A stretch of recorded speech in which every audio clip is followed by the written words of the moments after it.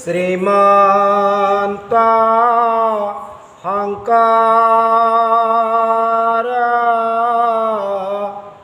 হৰি ভকতৰ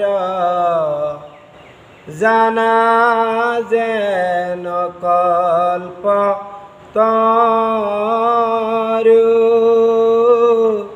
তাহান্ত বিনাই নাই নাই নাই আমার পরম গুরু রাম তাহান্ত বিনাই নাই নাই নাই আমার পরম গুরু।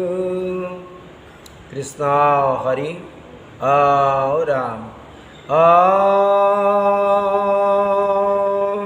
নমো ভগবতে বাসুদেবায়।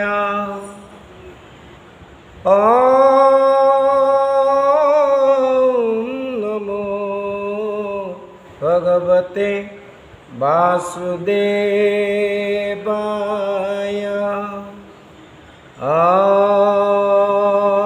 নমো ভগবতে বাসুদেবায়। জয় জয় কৃষ্ণ কৃপা ময় মহেশ্বর যার আজ্ঞা গিরে বহে ব্রহ্মা হরিহর। মৎস্য কুর্ময়াদি অংশ অবতার যার ঈশ্বর কৃষ্ণ কর কৌতি নমস্কার।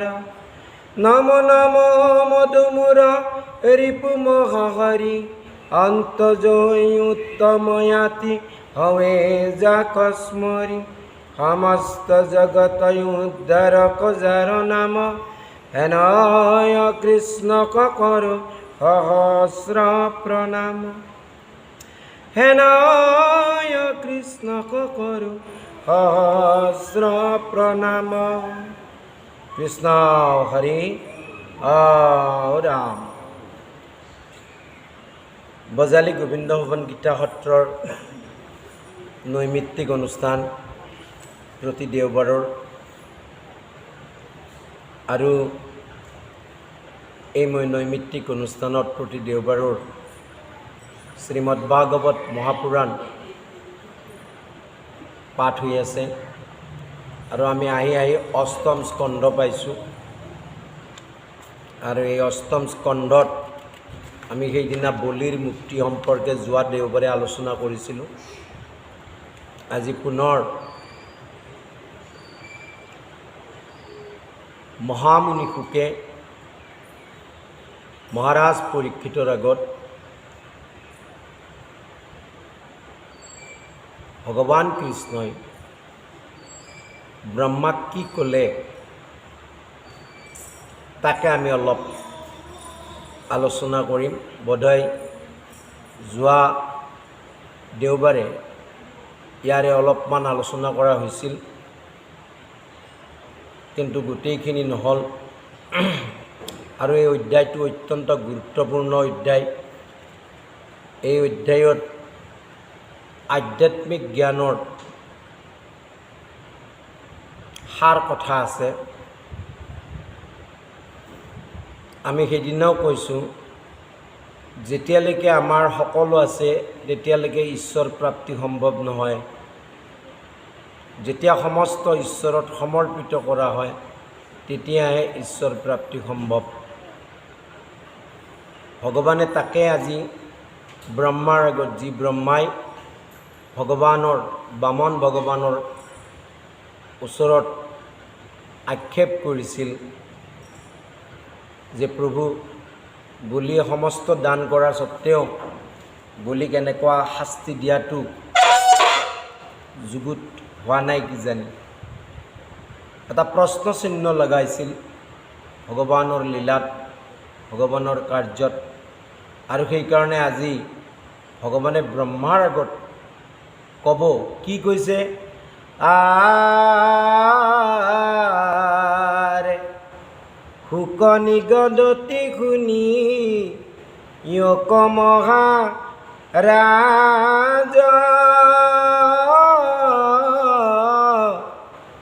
ৰংগে বখিয়া সাজেবে সমস্ত সমাজ।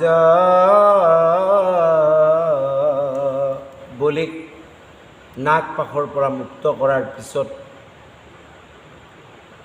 বলিক যে ভগৱানে ক'লে যে তোমাৰ কাৰণে শীতলপুৰী সৃষ্টি কৰা হৈছে, যি শীতলপুৰীক ব্ৰহ্মা মহেশ্বৰ ইন্দ্ৰাদিও বাঞ্ছা কৰিছিল। গতিকে তুমি এতিয়া শীতলপুৰীলৈ যোৱা আৰু তাত তুমি ৰাজত্ব কৰা, মোক চিন্তা কৰি, মোৰ চৰণ চিন্তা কৰি, মোত ভক্তিপূৰ্বক। আৰু মই তাত সদা সৰ্বদা তোমাৰ এই ৰাজসভাতে থাকিম। আৰু যিয়ে তোমাৰ ভক্তিত বা তোমাৰ ৰাজত্বত বিপৰীত কাৰ্য কৰে সেইসকলৰ মই চক্ৰৰ জৰিয়তে দণ্ড দিম। সেইকাৰণে গোটেই সমাজ বহি আছে আৰু বহি থাকোঁতে আৰ ব্ৰহ্মা কবলন্ত হৰি শুনা পিতা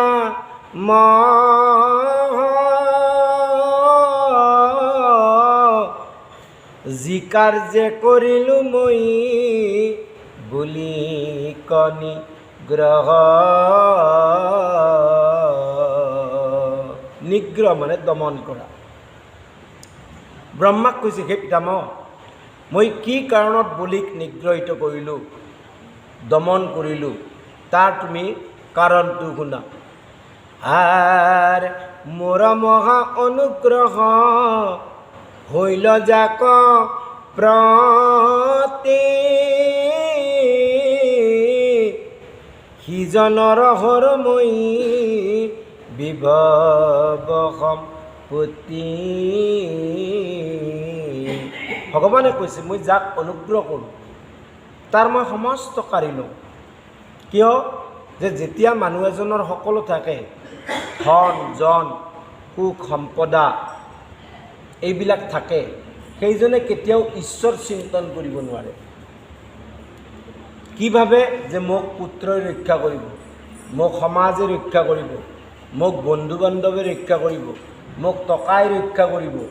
অথচ কোনেও ৰক্ষা কৰিব নোৱাৰে, কিন্তু মিছাতে এই দেহটোত অহংকাৰ কৰি ভাবে যে মোক আমুকে ৰক্ষা কৰিব, তামুকে ৰক্ষা কৰিব, তামুকে ৰক্ষা কৰিব।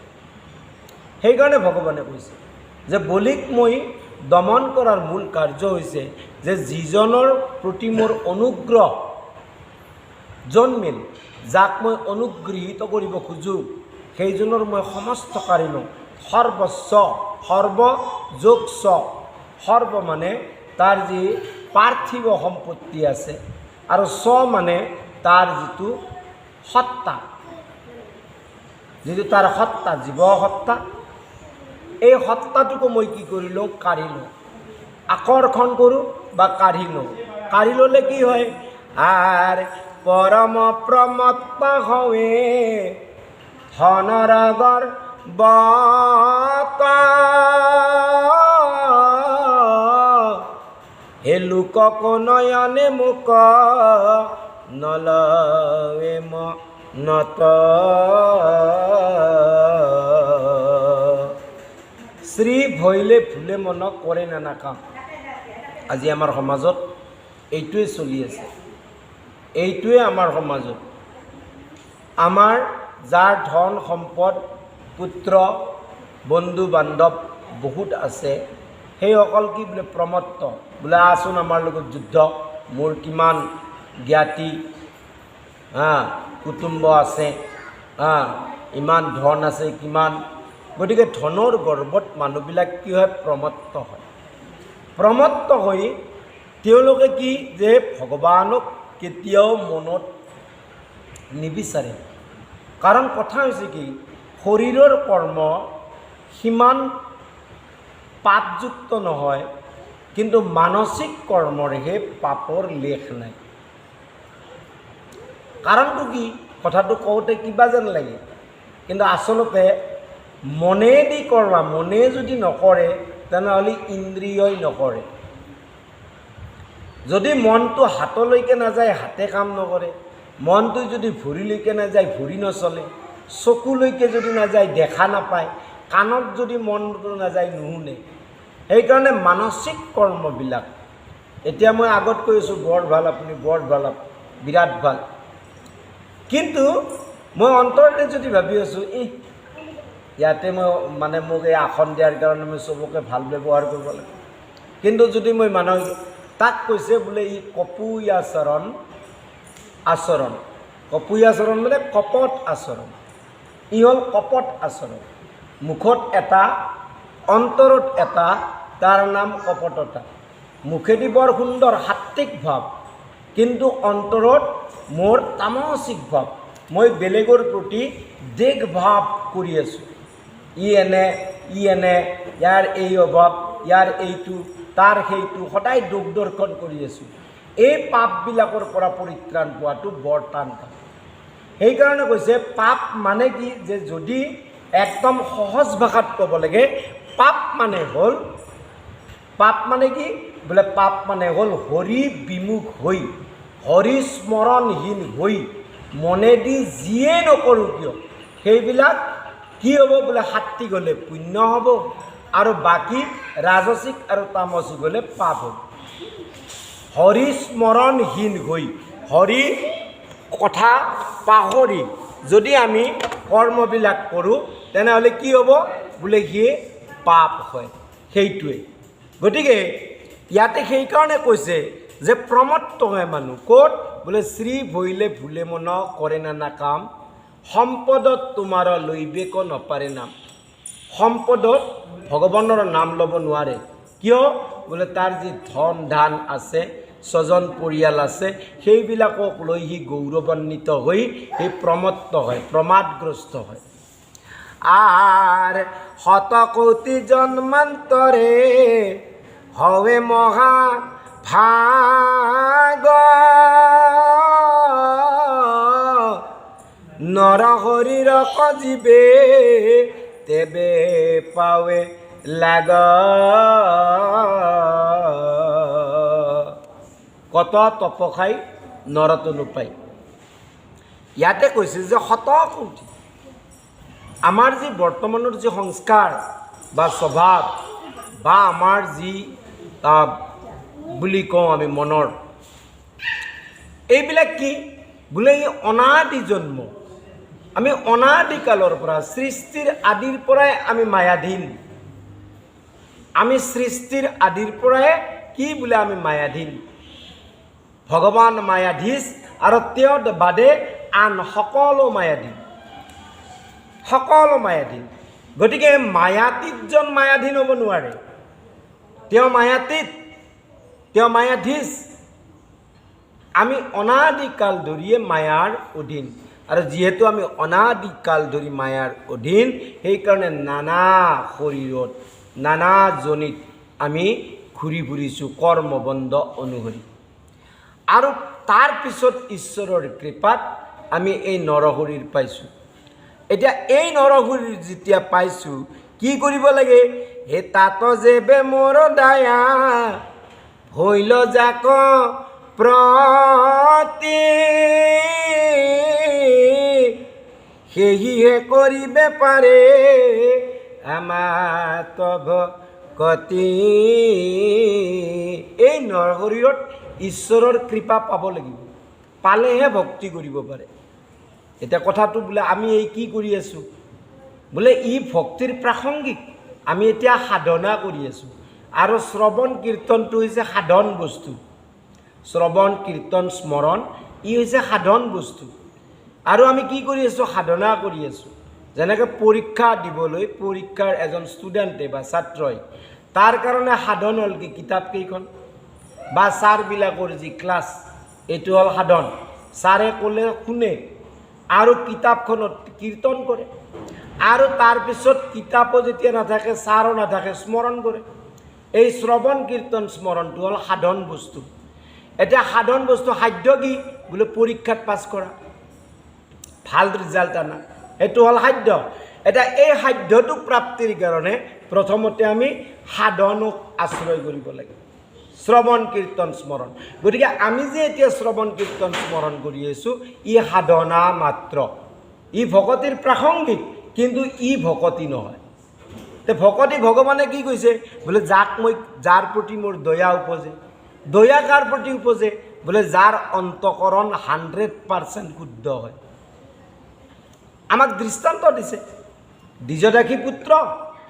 দ্বিজদাসী পুত্ৰই সমস্ত এৰি সেই সৰু শিশু অশ্বত্থৰ তলত বহি সৰোবৰৰ স্নান টান কৰি পান কৰি তাত বহিছে ভগৱানৰ স্মৰণৰ কাৰণে, ভগৱানৰ উপাসনাৰ কাৰণে। আৰু ভগৱান অহেতুকে দয়া কৰি তাক কৈছে যে তোমাক মই দৰ্শন দিলোঁ, কিন্তু চিত্তত তিল মানো মন থকা পৰ্যন্ত তুমি মোক এই জন্মত নোপোৱা। কিয় বোলে, অন্তকৰণ যদি শুদ্ধ নহয়, পৰম পবিত্ৰ নহয়, 100% যদি নহয়, তেনেহ'লে ঈশ্বৰৰ কৃপা প্ৰাপ্তি নহয়, ঈশ্বৰৰ কৃপা বা ঈশ্বৰে দয়া নকৰে। তেনেহ'লে 100% যদি অন্তকৰণ শুদ্ধি হ'ব লাগে বোলে, ভাগৱত আৰু আন শাস্ত্ৰই কৈছে একান্ত ভকতৰ সংগত শ্ৰৱণ কীৰ্তন স্মৰণ কৰা, আৰু সেই একান্ত ভকতজনৰ শিল শিক্ষা ধৰা, মানে তেওঁ অনুশীলন কৰা, তেওঁক অনুকৰণ কৰা। কাৰণ একান্ত ভকতে কৃষ্ণ বিনে আন একো নাজানে, সেইজন একান্ত ভকত, যিজনে কৃষ্ণ বিনে একো নাজানে। কি বোলে, কহন্ত, তাত সুন্দৰকৈ দিছে, মোৰ গুণগণ কহন্ত শুনন্ত, কেৱল মোতেই কেৱল ভকতি কৰে। আনকি মোৰ প্ৰীতি অৰ্থে ভাৰ্যা পুত্ৰ এৰিলন্ত, ঘৰ গৃহস্থী ভাৰ্যা পুত্ৰৰ প্ৰতি তেওঁৰ কোনো কি কৰ্তব্য কৰ্ম হয়তো ঈশ্বৰে কৰাব পাৰে, কিন্তু আসক্তি বোলা বস্তুটো তাত নাই। তাৰমানে এটাচমেণ্টটো নাই, সংগটো নাই।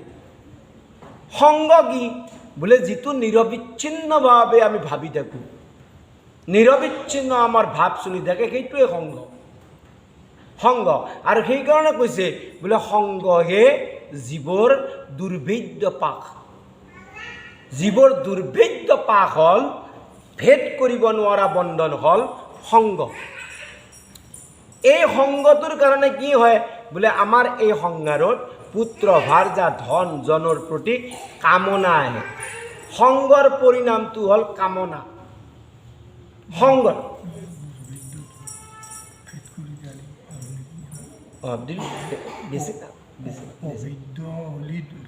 ইমান ব্যাকৰণীয় দিশত যাই চাল বাকা লৈ ল'লে কায়ো বুজি পাব নাই, মিছা কথা সেইবিলাক।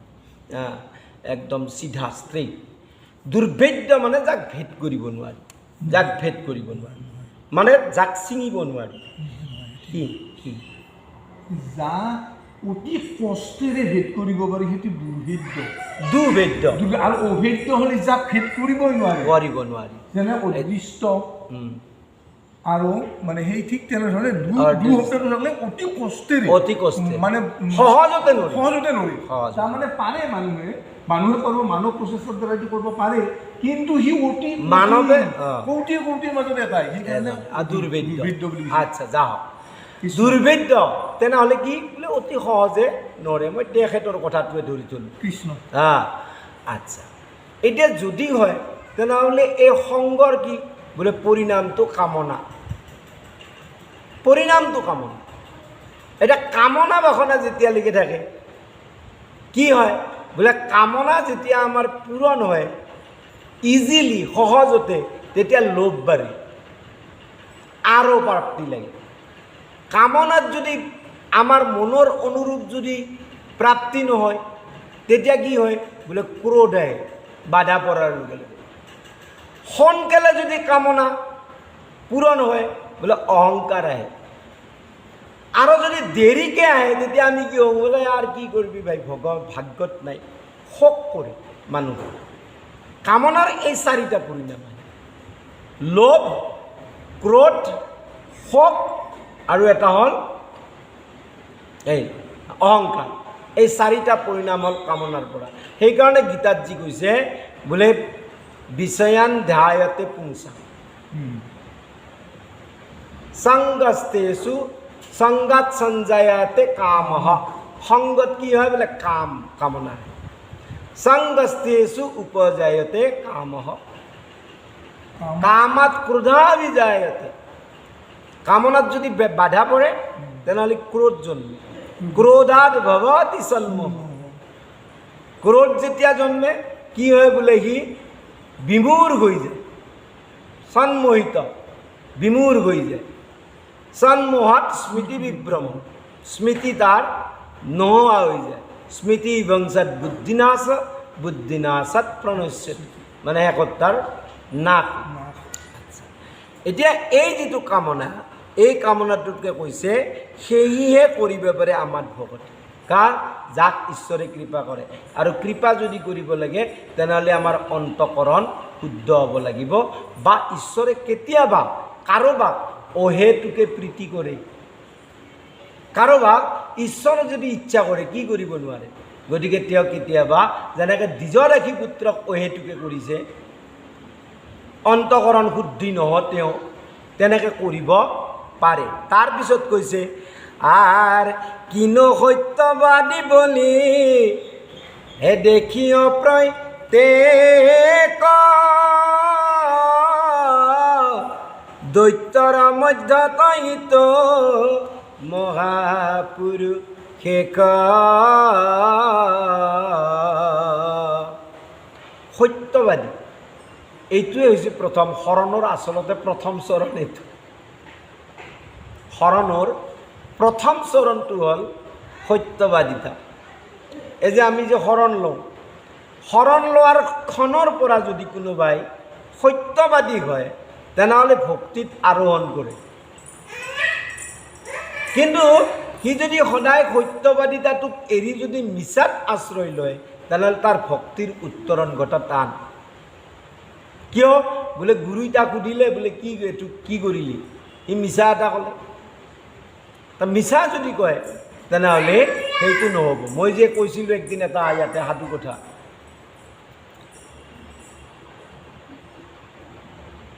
এজন মানে মানুহ ঘৰত কাম বন নকৰে, কেৱল হৰিৰ নাম লৈ থাকে। শকত, ঘৰত একো কাম নকৰে, বিয়াও কৰোৱা নাই। তো ভায়েক দেউতাকহঁতৰ বিৰাট খং। ই ঘৰত একো নকৰে, কেৱল খায় আৰু কেৱল হৰি ভোজে। হৰি ভোজি দেখিলে তাক মিলাব নেকি, তাক ঘৰৰ পৰা বাহিৰ কৰি দিলে। তাক ঘৰৰ পৰা বাহিৰ, আউট। যেতিয়া বাহিৰ কৰি দিলে সি ঘৰৰ পৰা আৰু গুচি আহিল জ্বৰ ভৰতৰ দৰে। আহি দেখে ৰাস্তাৰ ওচৰত এজন মানুহে জব কৰি আছে। শকতাৱত মানুহ, ধুনীয়া গেৰুৱা বস্ত্ৰধাৰী, জব কৰি আছে। তে ক'লে যে আপুনি কোন? বোলে মই এই আশ্ৰমৰ থাকোঁ। বোলে আপুনি কোন? বোলে মই এই আশ্ৰমৰ, মই কি বুলি ক'ম, গৰাকী বুলিও ক'ব নোৱাৰোঁ, কাৰণ যিহেতু মোৰ নহয়, তথাপিতো ইয়াতে থাকি মই হৰি কীৰ্তন কৰোঁ। বোলে আৰু কোনোবা আছে না? বোলে আছে। এনেতে ৩-৪জনমান শিষ্য ওলাই আহে। বোলে এওঁলোক কোন? বোলে এওঁলোকে নিজকে মোৰ শিষ্য বুলি কয়। আৰু ইয়াৰে আচলতে কিন্তু এই আশ্ৰমৰ সেৱক, এই আশ্ৰমখনৰ প্ৰতিপালন কৰে আৰু হৰিনাম কৰে। বোলে মোকো ৰাখিব না? বোলে ৰাখিলোঁ। কি কৰিব লাগিব? বোলে হৰিনাম, এই যে আমি কৰি আছোঁ কীৰ্তন, শ্ৰৱণ কীৰ্তন স্মৰণ, কেৱল হৰিনাম। আৰু বাকী কাম বোলে আৰু আশ্ৰমৰ সেৱা, ক'ৰবাত চাফাই কৰিব লাগে, কিবা পানী আনি দিব লাগে, কিবা কৰিব লাগে, সেইটো। খোৱা লোৱাটো, খোৱা লোৱা পাবা। বোলে কি? বোলে 3 বাৰ, পুৱা, দুপৰীয়া আৰু ৰাতি, সন্ধ্যা সময়ত। কাৰণ বৈষ্ণৱবিলাকে সন্ধ্যা খায়, 6-7টা নাবাজেয়ে। তাৰপিছত আৰু নাই। তে বোলে খোৱাত একো অসুবিধা নাই? বোলে একো অসুবিধা নাই, তুমি যিমান খোৱা হ'ল। কাৰণ তাৰ খাওঁটোত বেছি নিচা, হৰি কীৰ্তনৰ লগত খাওঁটোত বিৰাট নিচা, যিমান পাৰি খাব লাগে। থাকিল নাম কথা ল'লে, জপমালা ল'লে, হৰি কীৰ্তন কৰি থাকে, স্মৰণ কৰি থাকে। একদিন কি হ'ল, সি ৰাতিপুৱাই স্নান দান কৰি আহি দেখে যে সেইদিনা ৰান্ধনী ঘৰত একো ৰান্ধা বাঢ়া নাই। তাততো মাথাটো নষ্ট হৈ গৈছে, আজি মোৰ কি গতি হ'ব, আজি কিয় ৰান্ধা বাঢ়া নাই। এতিয়া গুৰুজনক আহি সুধিল যে গুৰুদেৱ আজি দেখোঁ ৰান্ধান ঘৰ খালী, ৰান্ধনীও নাই, গোটেই মুচি কেঁচি থৈ দিছে। বোলে আজিতো নহ'ব ৰান্ধান। বোলে কিয়? বোলে আশ্ৰমত বা সত্ৰত একাদশীত আচলতে অন্ন সিদ্ধ কৰিব নাপায়। একাদশীত আশ্ৰমত অন্ন সিদ্ধ নচলে। আশ্ৰম বা সত্ৰ একেই। মহাপুৰুষ শংকৰদেৱৰ দিনতো সেইটো আছিল। তেওঁ যি থানত আছিল পাটবাউসীত, একাদশীৰ দিনা কোনো ৰান্ধন বাৰণ নাই সেইদিনা। যা হওক, তে আজি কি ৰান্ধা বাঢ়া নাই? বোলে আজি ৰান্ধন বাৰণ নাই। বোলে কি খাম? বোলে কি খাম মানে আজি আৰু হৰিৰ নামে খাব লাগিব। কালি ৰাতিপুৱাহে দ্বাদশীৰ পুৱাহে আমাৰ পুনৰ ৰান্ধাৰ। বোলে আজি যদি দিনটো মই এনেকৈ নোখোৱাকৈ থাকোঁ, দ্বাদশী ক'ত পাম? ৰাতিয়ে কিজানি যাম। তাৰ মানে বিৰাট চিন্তা। গুৰুৰ হাঁহি উঠছি, উঠি কৈছোঁ তই এটা কাম কৰ, ভাড়ালৰ পৰা যি লাগে তোক লৈ যা, কিন্তু আশ্ৰমৰ ভিতৰত নহয়। এই আশ্ৰমৰ বাহিৰত যি গছৰ তল আছে তাৰ তলত তই পাক কৰিবি, নিজে খাবি। ৰান্ধবা জানা না নাজানা? বোলে জানো, কিন্তু সি জীৱনত ৰান্ধি পোৱা নাই। গতিকে সেই আটা টাটা যি যি লাগে দাইল চাইল লৈ গ'ল। কিন্তু তাক গুৰুৱে এটা কথা কৈছে, এটা কথা কিন্তু কি বোলে অন্নখিনি সিদ্ধ কৰি তুমি যিয়ে বনোৱা ঈশ্বৰত অৰ্পণ কৰিবা, আৰু ঈশ্বৰে যেতিয়ালৈকে নলয় কিন্তু নল'বা। আমি কি কৰোঁ? প্ৰসাদবিলাক ঈশ্বৰত অৰ্পণ কৰিলোঁ, ঈশ্বৰে লৈছেনে নাই আমি এইটো নাচাওঁ, বা আমাৰ তাত ভাৱনাও নাই। তাৰমানে আমি ঈশ্বৰক দিছোঁ, ঈশ্বৰে খাই খাব নাখায় নাই, আমাৰ সময়ত আমি পাব লাগে। আমাৰ ভাৱনাটো হ'ল সেইটো। কিন্তু প্ৰকৃত ভকতৰ ভাৱনা হ'ল ভগৱানে পাইছেনে নাই আমি যে দিলোঁ। আৰু যদি পোৱা নাই, তাৰমানে আমাৰ দেহতে কিবা শ্ৰদ্ধা ভক্তিৰ কম আছে, সেইকাৰণে তেওঁ লোৱা নাই। ই গ'ল গছৰ তলত চব সিদ্ধ কৰি পান। তেওঁলোক ৰাম ভগৱানক খোজে, গতিকে অন্নখিনি সিদ্ধ কৰি সেই ৰামক মাতি আছে, প্ৰভু আহ মোৰ ভোজনখিনিৰ ভোগ লগাওক, তেতিয়া ময়ো খাব পাৰোঁ। মাতি আছে, নাহে। বেলি একদম ডুবু ডুবু অৱস্থা। তেনেতে ৰামে বোলে বাপৰে ই ইমান মাতি আছে আৰু মই নাখকেতো নাখয়ো, যাব লাগিব। সেই বোলে ৰাম আৰু সীতা আহিল। ৰাম আৰু সীতাক দেখি তাৰ মাথা নষ্ট। সি আনিছিল গুৰুইটো এজন ভগৱান বুলিহে কৈছিল। এতিয়া এজন ভগৱান আৰু তাৰ কাৰণে ৰান্ধন বাঢ়ন হৈছে, কিন্তু আহিল দুজন ভগৱান। গতিকে সুধিল যে প্ৰভু এওঁ কোন? বোলে এওঁ মোৰ পত্নী সীতা। ঠিক আছে, অলপ কম হ'ব, হ'লেও আপোনালোকক দেখিয়ে মোৰ মন একদম আনন্দ দি ভৰি পৰিছে। গতিকে আপোনালোকে লওক, মই পাওঁ নাপাওঁ কথা নাই, আপোনালোকে লওক। সেই বোলে ৰাম আৰু সীতাই লোৱাৰ পাছত উচ্ছিষ্টখিনি ভোজন কৰি ৰামক কৈছে, প্ৰভু আহা একাদশীটো আহিব দিয়ক, অলপ সোনকালে আহিব, বৰ লেট কৰিছে আজি, বৰ ভোক লাগে মোৰ। হা অহা একাদশীটো আহিব। সেই বোলে নেক্সট গুৰুৰ ওচৰত গৈছে, যাই কৈছে আপুনিতো ভগৱান এটা বুলি কৈছিল, কিন্তু ভগৱানটোকো দুটা আজি, গতিকে মোক আহা একাদশীত অলপ বেছি দেখে। গুৰুৱে হাঁহিছে, হাঁহি কৈছে যা যা, ইয়াৰ বোধে আজি খাওঁত কম হৈছে, যা যা লৈ যাবি। নেক্সট একাদশীত অলপ বেছি পৰিমাণৰ বস্তু লৈ আহিছে, দ্ৰব্য আনি সি চবখিনি তৈয়াৰ কৰি পুনৰ মাতি আছে ৰামক। এইবাৰ ৰাম নহয় কিন্তু সীতাকো মাতি আছে, ৰাম আহা সীতা আহা মোৰ ভোগৰ মানে ভোগ লগোৱা ভজনত। ৰামো আহিল, সীতা আহিল, কিন্তু লগতটো আৰু আহিল লক্ষ্মণ আহিল। হাও আজি আৰু দেখোঁ বাঢ়িলে এটা, ভগৱান আৰু এটা বাঢ়িল। তথাপিতো কৈছে, তথাপিতো আপোনালোকক দেখি মোৰ ইমান ভাল লাগিছে, আইছি যি প্ৰভু। সেই বুলি কৈ সিও প্ৰসাদ পাইছে। ভগৱানে লোৱা উচ্ছিষ্টৰ আৰু কিবা শেষ আছে না, প্ৰসাদ পাইছে। তাই কৈছে প্ৰভু আহা একাদশীটো আহিবা, কিন্তু কেইজন আহা কৈ যাওঁ, তেতিয়া মই সেনেকৈ ব্যৱস্থাটো কৰিব পাৰোঁ। কেইজন আহিবা কওক, তেতিয়া মই ব্যৱস্থাটো সেইমতে কৰিম। বোলে ঠিক আছে আহিম আমি, কিন্তু ৰামে কোৱা নাই কেইজন আহিম। সি যাই গুৰুক কৈছে যে গুৰুদেৱ আজিতো 3জন ভগৱান, আপুনি একজন একজন কয়, আহা একাদশীত বাৰু কিমান আহে? সেইবুলি সি সেইদিনা অলপ বেছিকৈ দ্ৰব্য লৈ আহিছে। আহি সি সেইদিনা ৰন্ধা বঢ়া কৰা নাই, কাৰণ কেইজন বা আহে, সি বা ভাগত পায় না নাপায়। গতিকে এই দ্ৰব্যখিনি থৈ 5 মুখ দি সি মাতি আছে, ৰামা সীতা লক্ষ্মণা মোৰ ভোজনখিনি লওঁ, ভোগখিনি লওঁ। গুৰুৱে এইফালে ভাবিছে ই বদমাছ বোধা, ই বিক্ৰী কৰি আছে, নহ'লে ইমান খাদ্য লাগে না তাক। সেইবুলি গুৰুই মনে মনে তাক নিৰীক্ষণ কৰাৰ কাৰণে আহিছে। আহি দেখে যে সি দ্ৰব্যখিনি পাছৰ পিনে থৈ সি কিবা কৈ আছে। এনেতে ই দেখে যে আজি ভগৱান 1 2 3 নহয় 6জন, ৰাম লক্ষ্মণ ভৰত শত্ৰুঘ্ন সীতা আৰু হনুমান এটা বান্দৰো। সি কৈছে প্ৰভু বোলে তোমাৰ ভোগ ক'ত? বোলে ভোগ আজি মই বনোৱা নাই। বোলে কিয়? বোলে মই জানোৱে তুমি যি মোক ঠগবা, সেইকাৰণে কেইজন বা হাত তাততো ঠিক নাই, সেইকাৰণে মই চব দ্ৰব্য থৈ দিছোঁ। এতিয়া তোমালোকে বনোৱা খোৱা যোৱা মইতো নাপাওঁৱেই জানো, য'ত 3টা বা 4টা ৰান্ধি 6টা, গতিকে মই নাপাওঁ মানে। গতিকে তোমালোকে বনোৱা ভোগ পাওঁ আৰু যাওঁ, মই আজি আৰু এনেকৈ থাকিম। সেইবুলি সীতা মাতাই মানে ৰান্ধিব ধৰিলে, হনুমানে যোগাৰ দিলে খৰি তৰি আনি এইবিলাক। এতিয়া সীতাই ৰান্ধন কৰিছে, গতিকে ঋষি মুনি তাৰ মাথা নষ্ট, ঋষি মুনি সিদ্ধ চব আহি তাত প্ৰস্তুত মানে প্ৰসাদ পোৱাৰ কাৰণে, তাৰ মাথা নষ্ট। আজিতো নাপাওঁ, নিশ্চিত নাপাওঁ। গুৰুই কৈ আছে ক'ত তোৰ ভগৱান? তই যে এনেকৈ 5 মুখ দি দ্ৰব্যবিলাক থৈ, ভগৱান দেখা নাই আপুনি? বোলে বোলে এইটো ৰান্ধন বাঢ়ন চলি আছে চব, কিমান ভগৱানে ভগৱান, আৰু ভগৱানৰ উপৰি আৰু কিমান ঋষি মুনি। গুৰুই কৈ ই মিছা কৈ আছে।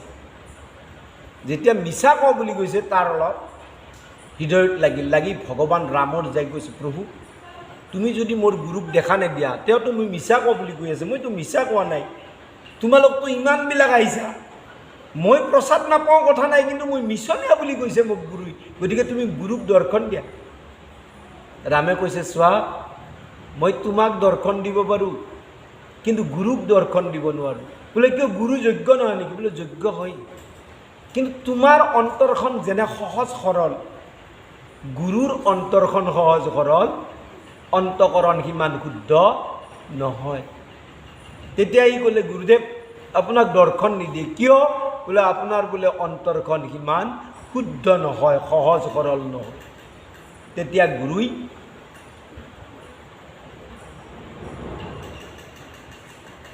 হুকে কান্দি ভগৱান ৰামৰ স্মৰণ কৰি হৃদয়ত আনকি শিষ্যজনৰ চৰণত পৰিছে, পৰি কৈছে হয়, মই যদি সহজ সৰল হ'লো হয়, তোৰ কথাত পতিয়ন গৈ, কিন্তু তোৰ কথাততো মই পতিয়ন যোৱা নাই যে ভগৱান যি 1 2 3 6জন আহিব পাৰে। মইতো তোক প্ৰমাণ কৰাৰ কাৰণে আহিছোঁ, তোৰ পৰীক্ষা কৰাৰ কাৰণে। মানুহে যেতিয়ালৈকে হৃদয়ৰ পৰা প্ৰেমৰ দ্বাৰা বিগলিত হৈ, ভগৱত প্ৰেমত বিগলিত হৈ চকু পানী নুটুকে, তেতিয়ালৈকে অন্তকৰণ শুদ্ধ নহয়। গতিকে অন্তকৰণ শুদ্ধ শিষ্য কিন্তু ঈশ্বৰৰ দৰ্শন প্ৰাপ্তিৰ কাৰণে যোগ্য হ'ল, কিন্তু গুৰুজন হোৱা নাই। আৰু যেতিয়া গুৰুই এনেকৈ প্ৰেমত বিগলিত হৈ ভগৱানৰ শ্ৰীচৰণত ভজিল, তেতিয়া ভগৱান ৰামে তেওঁক দৰ্শন দিলে। গতিকে ভক্তিটো এটা কৰা ভক্তি আৰু এটা পৰা ভক্তি। কৰা ভক্তিটো এইটো আমি কৰি আছোঁ, এইটো ঠিকে আছে, কিন্তু পৰা ভক্তিটো ভিন্ন বস্তু, ই হৃদয়ৰ বস্তু, ই হৃদয়ৰ বস্তু। আৰু সেইকাৰণে কৈছে যে দৈত্য যদিও দৈত্য কুলত বলি, কিন্তু বলি কি বোলে মহাপুৰুষ, মহাপুৰুষ কৃষ্ণ ভজি ভজি ভজি ভজি বলি মহাপুৰুষৰ যি গুণ, সেই গুণক তেওঁ আয়ত্ত কৰিছে, সেই গুণবিলাক তেওঁ ধাৰণ কৰিছে, সেইকাৰণে তেওঁ মহাপুৰুষ হৈ গৈছে।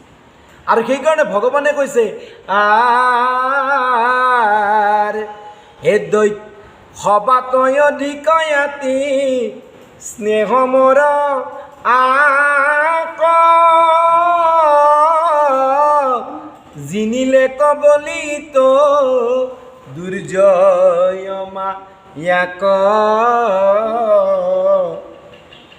ভগৱানে নিজে কৈ আহিছে মম মায়া দূৰত্বয়া মোৰ মায়াৰ পৰা ইমান সহজতে পৰিত্ৰাণ প্ৰাপ্তি সহজ নহয় কিন্তু কোনে পাৰে বোলে যে মাম প্ৰপদ্যন্তে গীতাত কৈছে যিয়ে মোক একান্ত মনে ভজে সেইজনেহে মোৰ মায়াক তৰিব পাৰে আৰু সেইকাৰণে ব্ৰহ্মায়ো কৈছে গৰ্ব অহংকাৰ তেজি যিটোজনে আচৰে যদি ভকতি নাৰদৰ আগত কৈছে গৰ্ব অহংকাৰ তেজি যিটোজনে আচৰে যদি ভকতি কি কৰিব বোলে সেইজনেহে মায়াক তৰিব পাৰে আৰু মায়াক যে তৰা নাই এনেকুৱা নহয় দ্বিতীয় স্কন্ধত ব্ৰহ্মাই এখন ডাঙৰ লিষ্ট দিছে স্বয়ম্ভু মনুৰ পৰা ব্ৰহ্মা মনোহৰ কপিল কুমাৰ আদি কৰি স্বয়ম্ভু মনোহাৰ পৰা শতৰূপা দেৱহূতি আহুতি প্ৰভূতি আদি কৰি এখন বিৰাট গোটেই যিসকলে মায়াক তৰি আছে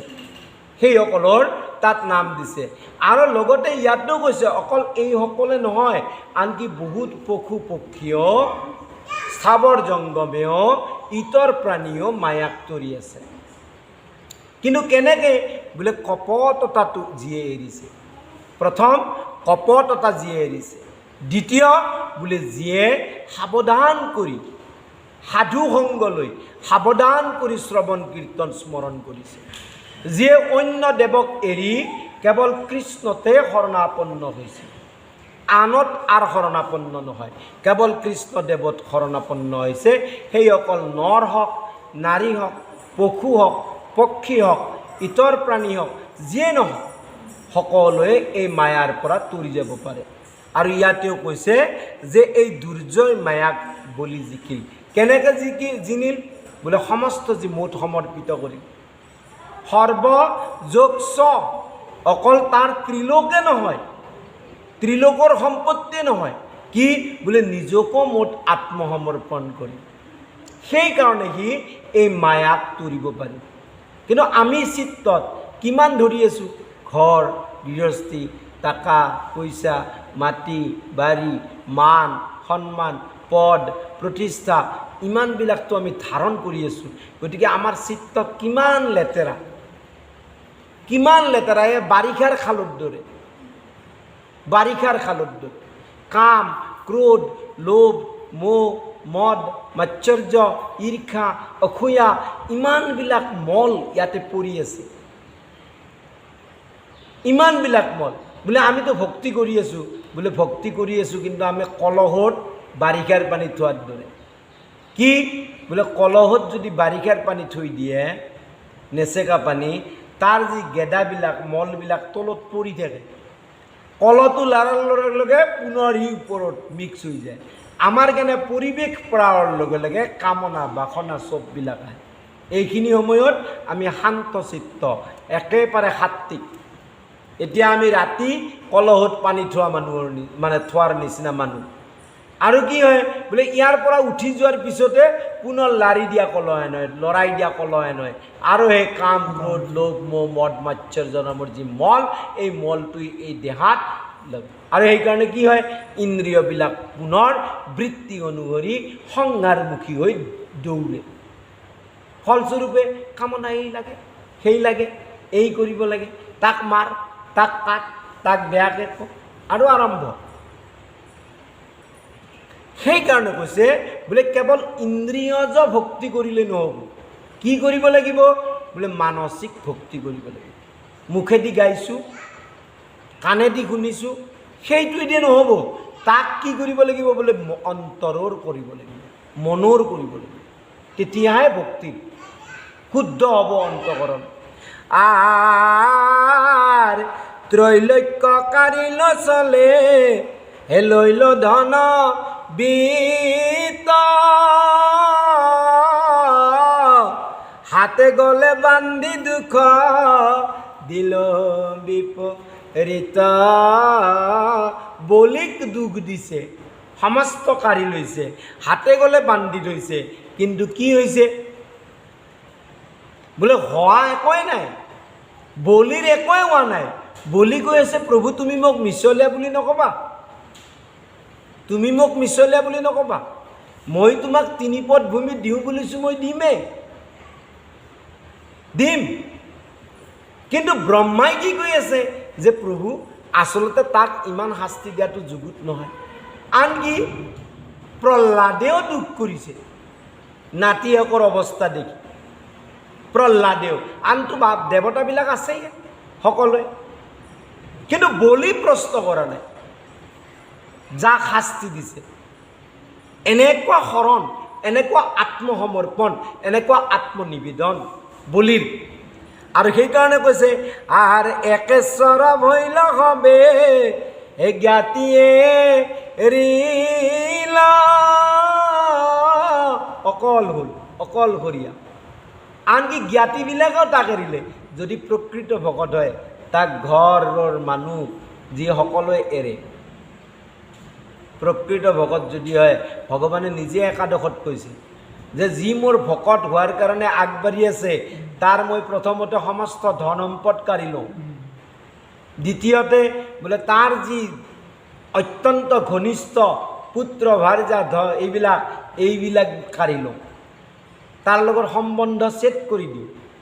3 নম্বৰ, তাক অত্যন্ত দুখ দিওঁ। তৎসত্ত্বে যদি সি মোক নেৰে তেতিয়াহে সি মোৰ হয় আৰু মই তাৰ হওঁ, তেতিয়াহে সি মোৰ হয়, মই তাৰ হওঁ। গতিকে ভকত হৈছোঁ নে নাই, কিমান বৈৰাগ্য আহিছে, ভগৱানে আমাৰ কিমান কাঢ়ি লৈছে, এইটো আমি নিজেহে জানো, আনে নাজানে। নিজে সাধনা কৰিব লাগিব, নিজে নিজক জুখিব লাগিব। সেইকাৰণে 10ম স্কন্ধত আৰু 6ষ্ঠ স্কন্ধত কৈছে বোলে কাম ক্ৰোধ লোভ মোৰ ভকতক নোচোৱে একোৱে দোষে। কাম ক্ৰোধ লোভ মোহ মদ মাৎসৰ্য এইবিলাক দোষে মোৰ ভকতক নোচোৱে। এতিয়া তাৰ মানে কি, উল্টাকে যদি চাওঁ, যদি চুৱে তাৰ মানে ভকত নহয়, ভকত হোৱা নাই। বোলে ভকত নোহোৱা বুলিও কোৱা নাই, প্ৰাকৃত ভকত হয়, কিন্তু উত্তম ভকত হোৱা নাই। সেইকাৰণে ইয়াতে কৈছে যে একেশ্বৰ ভৈল হবে, জ্ঞাতিও এৰিল। জ্ঞাতিবিলাকে বলিক গালি দিছে, ইয়াৰ কাৰণে আমাৰ দৈত্যকুল ধ্বংস হ'ল। ইয়াক বাৰে বাৰে গুৰুই কৈছিল যে সংকল্প ভংগ কৰ, দিব নালাগে 3 পদ ভূমি, ই নামানিল। পৰিণামস্বৰূপে আমাৰ এইটো হ'ল, ত্ৰিলোক গ'ল আমাৰ অধীনৰ পৰা। আৰ শুক্ৰৰ বাক্য তইতো সত্য কণে এৰিলা। শুক্ৰাচাৰ্যৰ নিচিনা জ্ঞানী গুৰু, তেওঁৰ কথা কৈ নামানিলে, সেইকাৰণে জ্ঞাতিবিলাকে এৰি গ'ল। শত্ৰুৰ হাতত পৰি নিহংক হৃদয় অনেক উচ্চছিল, দৰ খাইল মহাভয় চলাবাৰে নিন্দিয়া জালিল মহামৰ্ম, তথাপিতো বলি নেৰিলান্ত মহা সত্য ধৰ্ম। জ্ঞাতিবিলাকে কৈছে কত কি চল কৰিলোঁ, কপটতা কৰিলোঁ, ভয় দেখুৱালোঁ, তথাপিতো সি সত্য ধৰ্মটো এৰা নাই। আৰু নেৰাৰ কাৰণে কি হ'ল, নাহি বলিহম দাতা ব্ৰহ্মাণ্ড ভিতৰ। ভগৱানে কৈ আছে নাহি বলিহম ব্ৰহ্মাণ্ড ভিতৰ। আৰু সেইকাৰণে কি বোলে, যেতিয়ালৈকে চন্দ্ৰ সূৰ্য থাকে তেতিয়ালৈকে বলিৰ এই যি যশস্যা এইটো সদায় থাকিব। ব্ৰহ্মাৰ লগত এইখিনি কথা পাতি ভগৱানে বলিক কৈছে যে বলি শুনা, তোৰ সেনাবিলাক এজন এজন সেনা সৈনিক ইন্দ্ৰ সমান, আৰু সেইকাৰণে তোৰ নাম ইন্দ্ৰসেনধনু। আৰু তোমাৰ ভকতিয়ে মোক কি কৰিল, বৈশ্য কৰিলে। গতিকে তোমাৰ যি ভক্তিত মই বৈশ্য হ'লোঁ, আচলতে তোমাৰ ঋণ খোজা নাযায়। তোমাৰ যি ঋণ, সেই ঋণৰ পৰা মই খোজা নাযায়। তথাপিতো তোমাক এটা কথা কওঁ, কি বোলে জ্ঞাতিবৰ্গ সমে তুমি হোটেলক লগি যোৱা, আৰু এই হোটেলখন অত্যন্ত সুন্দৰ, বিশ্বকৰ্মাৰ হতুৱাই সৃষ্টি কৰিছোঁ, বৰ সুন্দৰ। তাত না ব্যাধি আছে, না উপসৰ্গ আছে, না কালৰ প্ৰকোপ আছে, একোৱেই নাই তাত। মহাস্থান এইটো। ব্ৰহ্মা ৰুদ্ৰ ইন্দ্ৰয়ো বাঞ্ছা কৰিছিল, কিন্তু মই নিদিলোঁ। কাকৈ নিদিলোঁ। গতিকে তুমি কি কৰা, সপুত্ৰ বান্ধৱে তালৈকে যোৱা। তাত মোৰ কি চক্ৰটো থাকিব, আৰু যি দৈত্যয়ে তোমাক নামানে তাৰ স্কন্ধ পাঠ হ'ব, স্কন্ধ পাঠ কৰিম তাক। গতিকে তুমি তালৈকে যোৱা। আনকি 10 দিকপালেও ব্ৰহ্মা আদি কৰি তেওঁলোকেও তোমাৰ উলংঘন কৰিব নোৱাৰে। গতিকে কিয় বোলে আজিৰ পৰা তুমি মোৰ দাস হ'লা, আজিৰ পৰা তুমি মোৰ দাস হ'লা। আৰু তোৰ সংগ লৈয়া থাকে যতেক দানৱ, সেইসকল কি হ'ব বোলে অসুৰ স্বভাৱ এৰি বৈষ্ণৱ হ'ব। এতিয়া চাওক, অসুৰ মানে কি, যাৰ সদায় তামসিক আৰু ৰাজসিক। সেইকাৰণে কৈছে যে তুমি যদি তামসিক গুণৰ কৰ্মতে প্ৰবৃত্ত থাকা, তুমি নৰকক পতি হ'ব। ৰাজসিক গুণৰ প্ৰবৃত্ত যদি থাকা, তেনেহ'লে তুমি মৃত্যু লোকক যাবা। আৰু যদি সাত্বিক কৰ্ম কৰা, তেনেহ'লে তুমি স্বৰ্গ লোকক যাবা। কিন্তু এই তিনিও লোক কি বোলে, এই তিনিও লোক কাল আৰু মায়াৰ অধীন, কাল আৰু মায়াৰ অধীন। গতিকে তুমি কি পাবা, সুখ আৰু দুখে পাবা। স্বৰ্গত গৈছা, সুখ পাইছা, চিনে পুণ্য মৰ্তলৈকে বিচন্তি, কেইদিনমান সুখ প্ৰাপ্তিৰ পিছতে তুমি পুনৰ দুখ পাবা, তোমাৰ পতন হ'ব। নৰকক গ'লেতো যন্ত্ৰণাই পাবা। আৰু মৃত্যু লোকক যদি যোৱা, তুমি অনাদিক্ৰমে একেৰাহে ইটো শৰীৰৰ পৰা সিটো শৰীৰত জন্মি থাকা, মৰি থাকা। ভগৱানে কৈছে, আৰু যিয়ে মোক বোজে বোলে সি মোৰ ধামক যায়, পৰম ধামক যায়। গীতাত কৈছে, দেৱব্ৰতা জান্তি দেৱলোকক যায়, এনেকৈ শ্লোক এটা আছে। পিতৃব্ৰতা জান্তি দেৱ পিতৃলোকক যাব, আৰু যি মোক বোজে তেওঁ মোৰ লোকক যাব। ভগৱানে কৈছে ইয়াতে। সেইকাৰণে আকৌ কৈছে যে যিসকলে সাধাৰণতে এজন একান্ত বৈষ্ণৱ পৰশমুনিৰ দৰে হয়। যেনেকৈ পৰশমুনিক যদি লোহা স্পৰ্শ কৰি দিয়া যায়, সেই সোণালৈকে ৰূপান্তৰ হয়।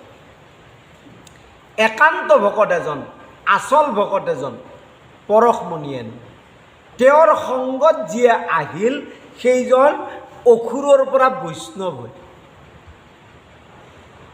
আৰু সেইকাৰণে বাৰে বাৰে কৈ আছে যে গুৰু কেনে হ'ব লাগিব বোলে, বিষয় হ'ব নোৱাৰে। সেই ঘৰ গৃহস্থীৰ কথাই যদি নিৰন্তৰ চিন্তন কৰি থাকে, তেনেহ'লে সেইজন গুৰু হোৱাৰ যোগ্য নহয়। কিয় বোলে, তাৰ সংগত আমিতো বিষয়। গতিকে আমি বিষয় যদি বিষয়ক যদি গুৰু বুজো, যেন অন্ধে অন্ধলাক উপদেশে, দুয়োটাই গাঁতত পৰিব, দুয়োটাই গাঁতত পৰিব। গতিকে গুৰু কেনে হ'ব লাগিব বোলে, একান্ত ভকত, একান্ত ঈশ্বৰ কৃষ্ণৰ ভকত হ'ব লাগিব। এতিয়া আমি আমাৰ স্বাৰ্থৰ কাৰণে ক'ব পাৰোঁ, সেনে গুৰু ক'ত পাম, গতিকে যি আছে তাকে বোলে। সেইকাৰণেতো সমাজখনত আমাৰ কি হৈ আছে বোলে, ভক্তিৰ পথত মানুহ আগবাঢ়া নাই, বিশৃংখল হৈ আছে সমাজত। সেইটোৱে মুখ্য কাৰণ। আৰু সেইকাৰণে আনকি মহাপ্ৰলয়তো কৈছে, মই যেবে তুষ্টভাৱে বৈল সন্নিধান, মহাপ্ৰলয়তো তোৰ নাই কল্যাণ। মহাপ্ৰলয়তো আৰু কি হ'ব, যেতিয়া পৰন্ত ইন্দ্ৰ হুয়া পুণ্যক্ষীণ, বৰ্তমানৰ ইন্দ্ৰ যেতিয়া স্বৰ্গলোকৰ পৰা পুণ্যক্ষীণ হোৱাৰ পাছত সি তাৰ পতন হ'ব, চাবৰ্ণী মনুত তই ইন্দ্ৰ হবি। ইয়াৰে পৰৱৰ্তী মনুত তুমি ইন্দ্ৰ হবা। আৰু কি, হে তোৰ মোৰ এৰা এৰি নাহি আজি ধৰি, মোৰ ৰূপ চিন্তি বিচি তৰ ধ্যান কৰি। হৃদয়ত, সেইকাৰণে মুখেদি গালে কাণেদি শুনিলে নহ'ব, হৃদয়ত ভগৱানৰ ৰূপটো ধাৰণ কৰিব লাগিব। সেইকাৰণে মহাপুৰুষ শ্ৰীমন্ত শংকৰদেৱে কীৰ্তন ঘোষাত বাৰে বাৰে কৈছে, মুখে বোলা ৰাম, হৃদয় ধৰা ৰূপ।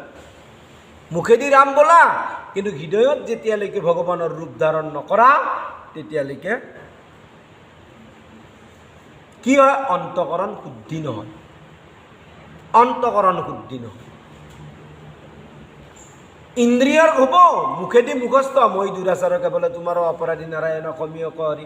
মন কিন্তু দিল্লীত আছে, মন কিন্তু মুখে গাই আছে, মই দুৰাচাৰকে বোলে তোমাৰো অপৰাধী নাৰায়ণ।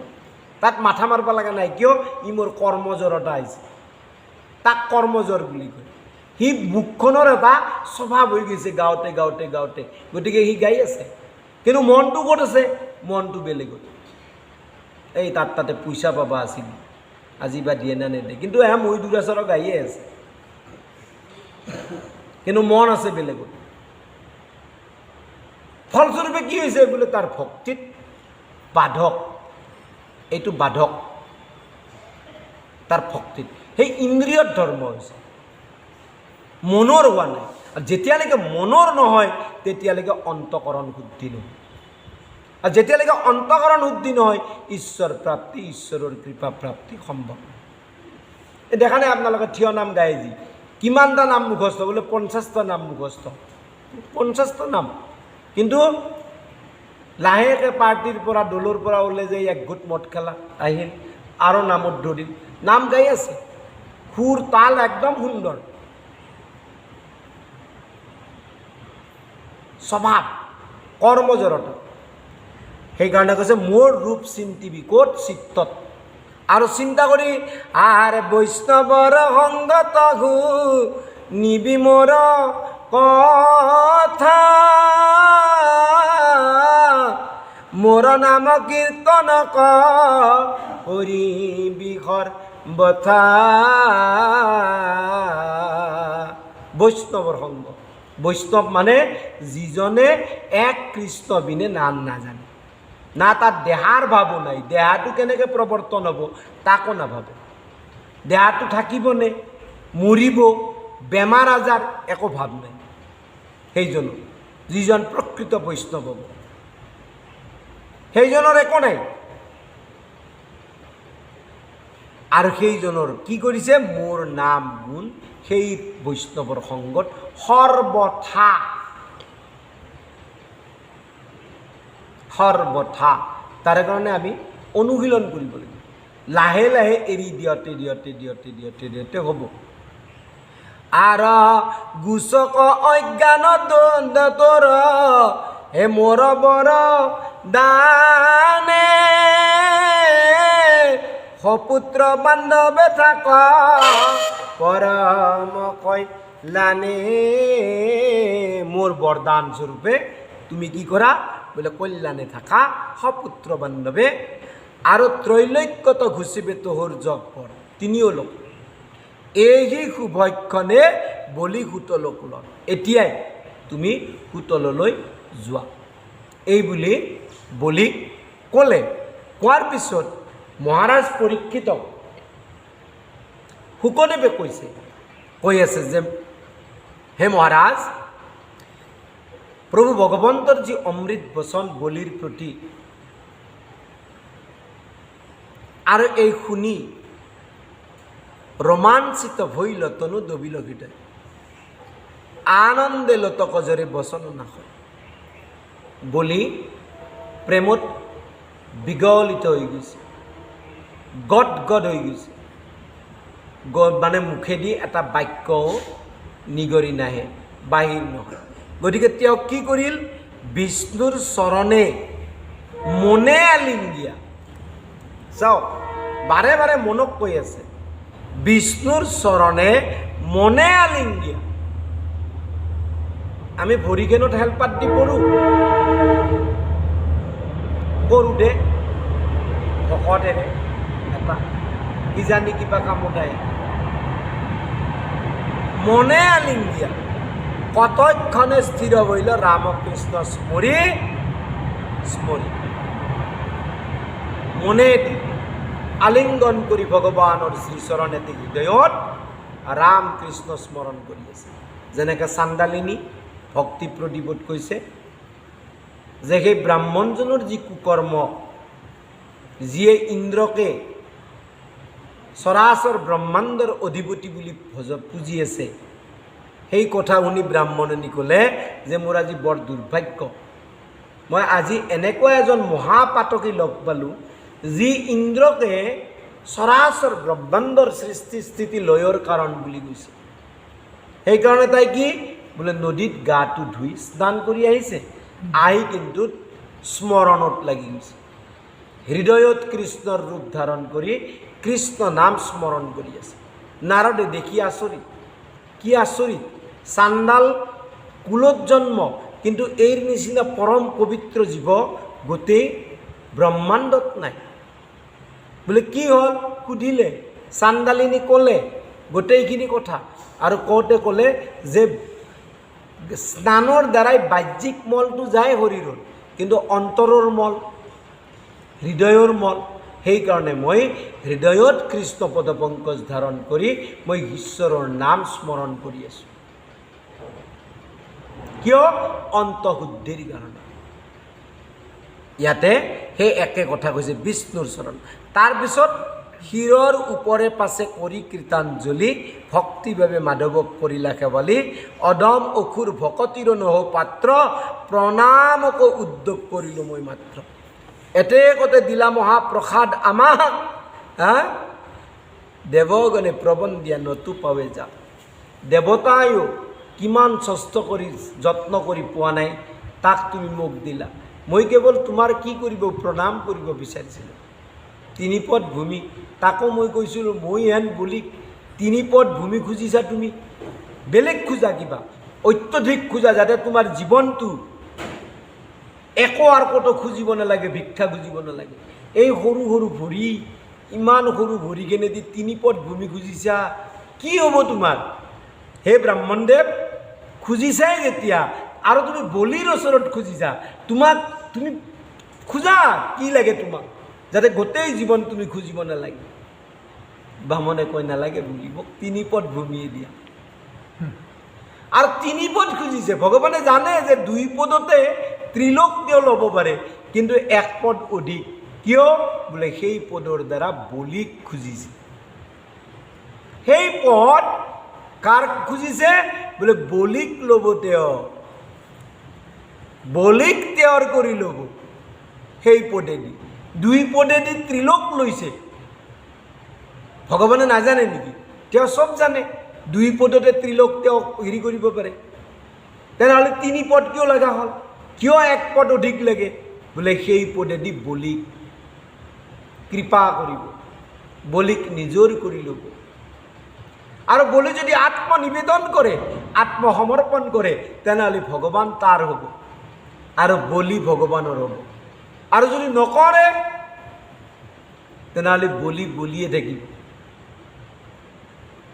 সেইকাৰণে আৰ আমি দৈত্য জাতি আতি হয় পাপ দেহ,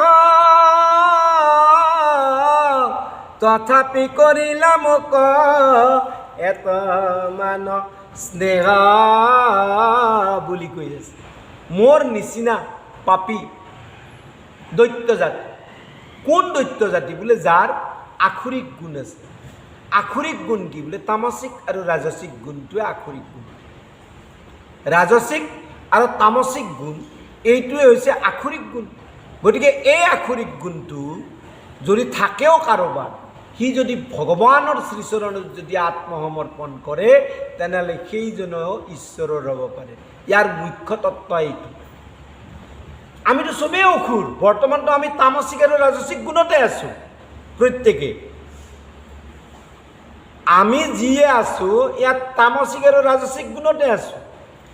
এতিয়া আমিও যদি কৃষ্ণ পদপংকজত যদি সমৰ্পিত হওঁ, তেনেহ'লে আমাকো ঈশ্বৰে নিজৰ কৰি ল'ব।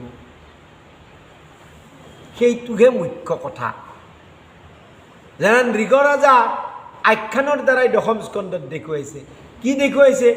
বোলে ব্ৰহ্মা, তুমি দান কৰিছা, দান নৃগৰাজাৰ সমান দানী নাই, ইমান দান, কিন্তু হঠাতে এটা ভুল হৈ গৈছে অজ্ঞাতে। তেওঁ আগতে দান কৰা গৰু এটাই আকৌ এবাৰ দান কৰি দিছে, গতিকে ব্ৰহ্মস্ব পাতক হ'ল। তাৰমানে দান ধৰ্মটো কিমান ভয়ংকৰ। কৃষ্ণত অৰ্পিয়া আমি কৰ কৰ্মযত, তাতো নানা বিঘ্নি আছে জানিবা মনত। কৃষ্ণত অৰ্পণ কৰি কৰা কৰ্মতো বিঘ্নি আছে। ভগৱানক অৰ্পণ কৰিয়ে ব্ৰাহ্মণক গাইজনী দান কৰিছে, কিন্তু গাইজনী ব্ৰাহ্মণে নিয়া নাছিল। সেইজনী গাইকে পুনৰ অন্য এটা ব্ৰাহ্মণক দান কৰি দিছে। পৰিণামস্বৰূপে নৃগৰাজাই ত্ৰিকলাশ হ'ব লগা হৈছে, সেই ব্ৰহ্মস্ব পাতেকৰ কাৰণে। দান ধৰ্ম কিমান ভয়ংকৰ। কৃষ্ণ তাৰমানে আন যত ধৰ্ম তপ জপ দান ব্ৰত যাগ যজ্ঞ পূজা পাতল অত্যন্ত ভয়ঙ্কৰ ধৰ্ম, ভয়ঙ্কৰ ধৰ্ম। সেই ভয়ঙ্কৰ ধৰ্মৰ দ্বাৰাই জীৱৰ কল্যাণ কেতিয়াও নহয়, কেতিয়াও হ'ব নোৱাৰে। বলবম মাৰি আছে মানুহে, বলবম বলবম, আৰু শিৱই স্তুতি কৰি আছে ভগৱানক, প্ৰভু মোৰ ভক্ত আবে যায় জমঘৰ। বানাহুৰৰ 996খন হাত কাটি দিলে ভগৱানে চক্ৰ ধৰি। আৰু শিৱই তেতিয়া ভগৱানৰ চৰণত আহি কৈছে মোৰ ভকত এতিয়া যমত থাকে যায়, প্ৰভু ৰক্ষা কৰা। ই নাজানে, ই মূৰ্খ, ই তোমাক ঈশ্বৰ বুলি নাজানে, ই মোক ভাবে ঈশ্বৰ বুলি, ভগৱান বুলি। সেইকাৰণে তাৰ এই গতি হৈছে, এতিয়া সি মৰিব। আৰু তাৰপিছত বানাহুৰে কেনে স্তুতি কৰে ঈশ্বৰক।